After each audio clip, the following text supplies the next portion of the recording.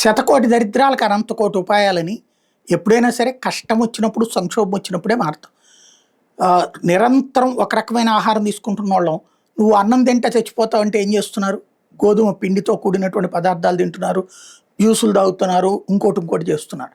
అట్లాగే ప్రతి మనిషికి ఎట్లయితే మార్పు ఉంటుందో అట్లాగే వ్యాపారాలకి దేశాలకు కూడా మార్పు ఉంటుంది. యుఏఈకి ఇరాన్ అనేటటువంటిది ఒక ప్రాణాంతకమైన పరిస్థితి సృష్టించింది. యుఏఈ మీద ఇరాన్ మీద దాడి జరిగినప్పుడల్లా యుఏఈని నాశనం చేస్తుంది.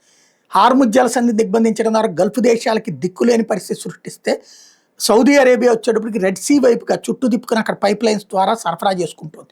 యుఏఈ వచ్చేటప్పటికి ఇప్పటికే పుజారా క్షేత్రం దగ్గర నుంచి సప్లై చేస్తుంది. కాకుండా UAE oil pipe line bypassing అన్నటువంటిది స్టార్ట్ చేసింది. ఇప్పటికే స్ట్రైట్ ఆఫ్ హార్ముజ్ని కాకుండా యువతల నుంచి సప్లై చేసే పైప్ లైన్ 50% కంప్లీట్ అయిపోయింది.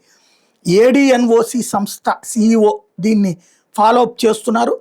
ఇది 2027 కల్లా జనవరి, ఫిబ్రవరి లేదా మార్చి నాటికి పూర్తి చేయడానికి రెడీ అవుతున్నారు.